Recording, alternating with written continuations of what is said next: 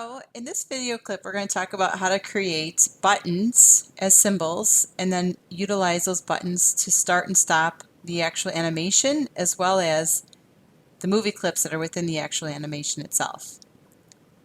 So to get started, let's check out what this looks like initially.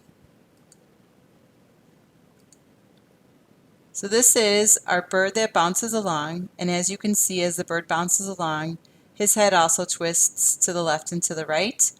Likewise, the cat's eyes also blink at sporadic different time durations. So the first thing we'll do is create ourselves a new symbol.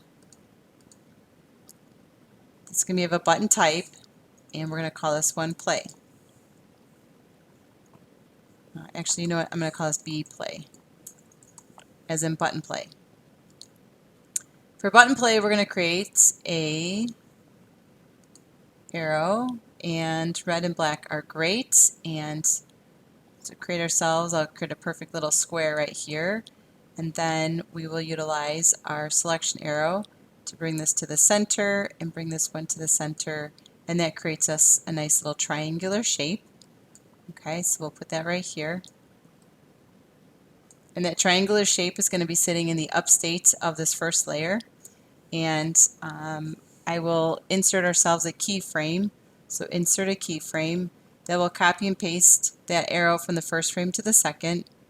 And then what we'll do is change the fill color on the hover state to a different color.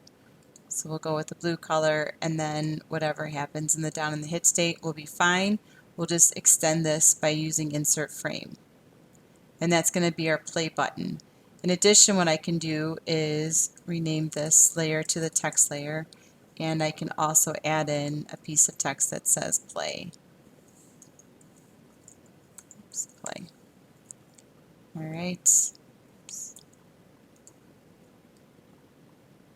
Okay, and in doing so, that layer 1, we can insert ourselves a blank keyframe at the hit point of that layer and turn on my onion skinning. And in that blank keyframe, I'm just going to make sure that this whole area is clickable for my play button. So again, you won't see that. It's just there as part of the clickable area. Okay, so we'll take this back, and just to make sure it's sized right and we kind of like it, it's looking good, we can grab button play and drag it out, and it looks pretty good. Okay. Alright, so what we'll do now is we could recreate the exact same button, but I always find it easier to duplicate and then modify. So I'm going to call this one B stop. Okay, make it a button, and then we'll go into edit B stop, and obviously the text I'll have to change.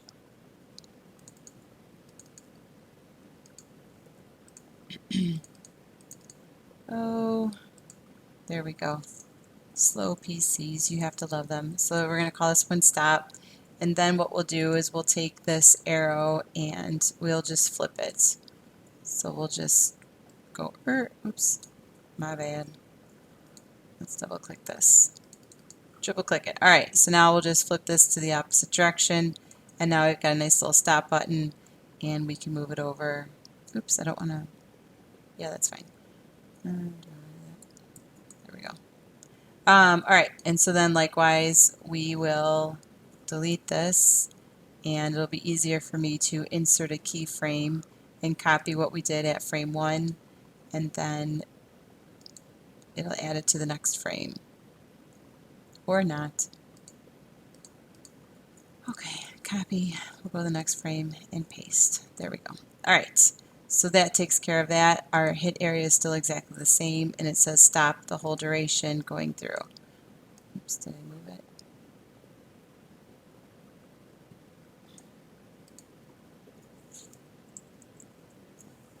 Let's put this back up. Alright, close enough. You get the point of it. Alright, so let's go back into our library and grab our stop. And so we'll put our stop over here, and our play is located on the right hand side right here. Okay. So now what we want to do is make these actually work and function. Now this file is actually created as an ActionScript 3 file, so make sure you're working with an ActionScript 3 file, not a Canvas file. So I'm going to save this, and we'll call it cat. Okay, So it's been saved.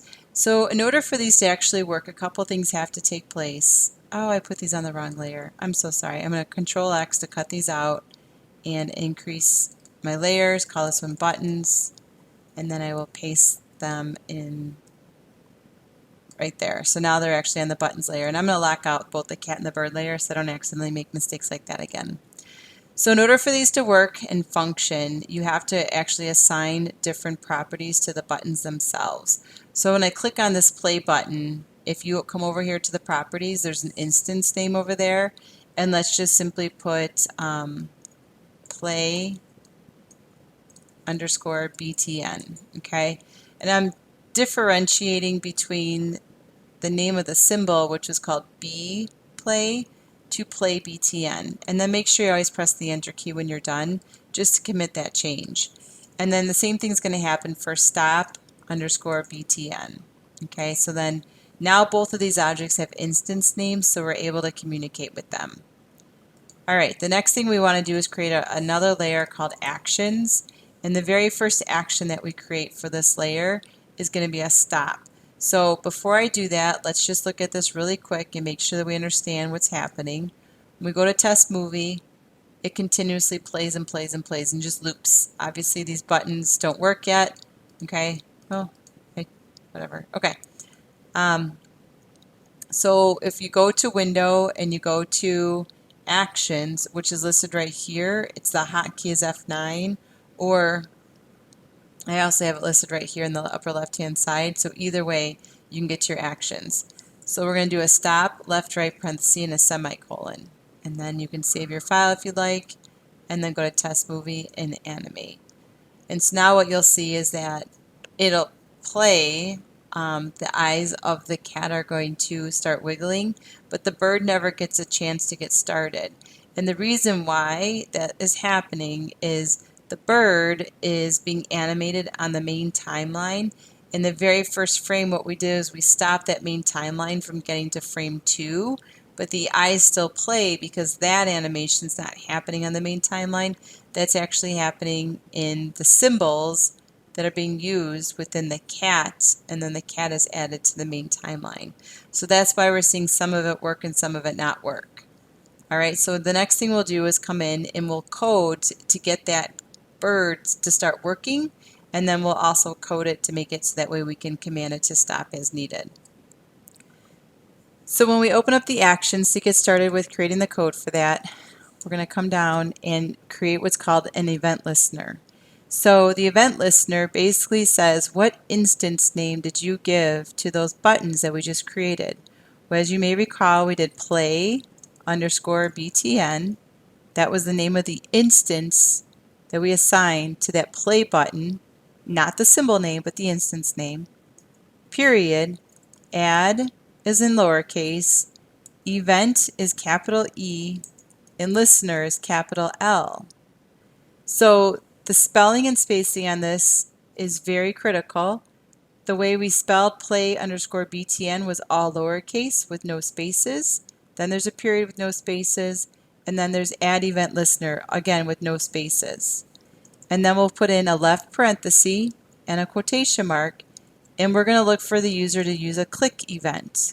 So when they click on the play button, what's going to happen? Okay, what's going to happen is we're going to give it a parameter of what to do with this. So we're going to tell it to go to this function that we're about to create called go to play. All right, and so that's how it goes. So go to play. If your color coding looks different or not the same, make sure you've got, again, no spaces in this whole duration, that these are quotation marks that are on the word click. Those are not tick marks or accents. The idea that we did this go to play, I did all lowercase for the go to, capital P for play. Makes it easier to see it, but again, there's no spaces in there. And then you have to terminate or end the line with a semicolon. All right, so now because I made up a function name called go to play, I now need to create that function. And it's going to be called function go to play, again, capital P for play because that's the way I coded it above, a left parenthesis, and then EVT event. All right, so far so good. Now, this colon void is a little strange. I'll explain that in just a second. And then the curly brace to open up the function, and then a curly brace to close the function. Okay, and then all we're going to do is say go to play, left and right parentheses, and a semicolon. Once again, taking a look at the color coding that we've got showing up there. So in general, when it comes to programming, what happens is there's a function call, and this is the function call, that will go to this new function that we've just created. Inside here, we've got a parameter, and the parameter, or the argument that's being passed to there, is the click event. So this is the click event that's landing in this little attributes, or this element's hands, to figure out what do you want me to do with this. Well, since the word click is what had happened, it basically says, yeah, I know what the click is, and so I'm going to go into this function and do whatever you tell me to do. It could say print to the screen, it could say wave high, it could say, you know, anything, whatever the code is what it's going to do. And so in this case, we're telling it to just simply choose to play, and play is talking to the main scene, which is what we're looking at right here. The colon void is in reference to that we are not asking for this function to return anything back up, okay?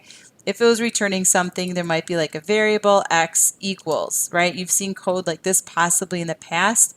Well, then in this case, I would have to do a return whatever x is, return 0, and then that return 0 is what goes back into x. Well, again, we're not returning anything. We don't expect any communication back from this function. When we press the play button, we simply want it to play, and that's it.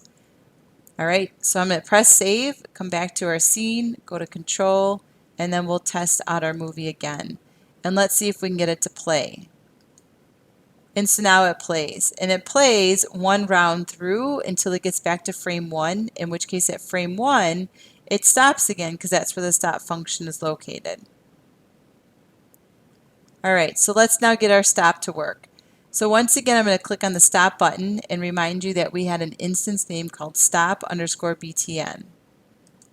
Alright, so then we're going to come back to our first frame of actions. Okay, so frame 1 of actions is where we're at. And so once again, we have to have an instance listener or an event listener listening for us to click on that stop button. So it's stop_btn, because that's what we called it, dot add event listener. And again, it's really important that you spell it correctly, and there's no spaces, and the capital E and L are capitalized. And again, this is going to be a click event, and then surprisingly, or not, we're going to create a function called go to stop. All right, so let's do function go to stop. It's going to be an EVT of an event listener, and then again, we're not expecting any communication back, so we'll do void, and then the opening curly brace will start the function start, and then we'll do a stop, left right parenthesis, and then we'll close out with another curly brace. So I'm going to be quick about this because it goes through the first 42 frames, and then it stops because of that stop function. So let's play and stop. Play and stop. So we see that our play and stop buttons are working. Now the bird is still twitching, and again, that twitching is coming from the symbol of the bird, not from the main timeline. This main timeline is just showing the bird bouncing across the screen, but the actual animations within the symbols themselves are happening in the symbols themselves, and so our play and stop functions are not having any effect on them. Okay? So the next thing we can do is when it says go to and play, we could actually hypothetically remove this stop.